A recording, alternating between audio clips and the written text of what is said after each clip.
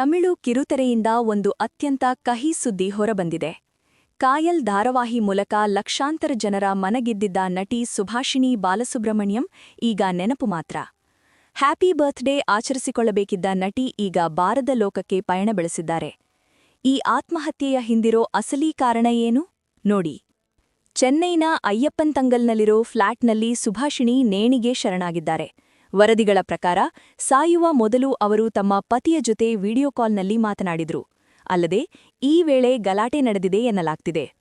ಆ ಒಂದು ಕ್ಷಣದ ಆವೇಶ, ಮಾನಸಿಕ ಒತ್ತಡ ಸುಭಾಷಿಣಿಯವರನ್ನ ಆತ್ಮಹತ್ಯೆಯ ಹಾದಿ ಹಿಡಿಯುವಂತೆ ಮಾಡಿದೆ. ಶ್ರೀಲಂಕಾ ಮೂಲದ ಈ ನಟಿ ತಮಿಳುನಾಡಿನಲ್ಲಿ ದೊಡ್ಡ ಹೆಸರು ಮಾಡಿದ್ರು. ಆದ್ರೆ ವೈಯಕ್ತಿಕ ಜೀವನದ ಬಿರುಗಾಳಿಗೆ ಬಲಿಯಾಗಿದ್ದಾರೆ.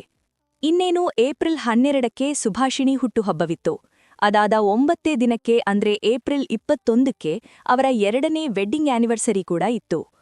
ಇನ್ಸ್ಟಾಗ್ರಾಂನಲ್ಲಿ 4 ಲಕ್ಷಕ್ಕೂ ಹೆಚ್ಚು ಫಾಲೋವರ್ಸ್ ಹೊಂದಿದ್ದ ನಟಿ ಸದಾ ಆಕ್ಟಿವ್ ಆಗಿರ್ತಾ ಇದ್ರು.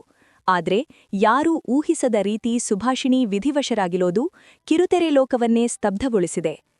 ಪೊಲೀಸರು ಈಗ ಕೇಸ್ ದಾಖಲಿಸಿಕೊಂಡು ತನಿಖೆ ಚುರುಕುಗೊಳಿಸಿದ್ದಾರೆ.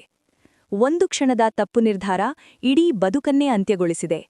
ಸಿನಿಮಾ ಮತ್ತು ಕಿರುತೆರೆಯ ಲೇಟೆಸ್ಟ್ ಅಪ್ಡೇಟ್ಸ್ಗಳಿಗಾಗಿ ನಮ್ಮ ಚಾನೆಲ್ ಸಬ್ಸ್ಕ್ರೈಬ್ ಮಾಡಿ. ಧನ್ಯವಾದ.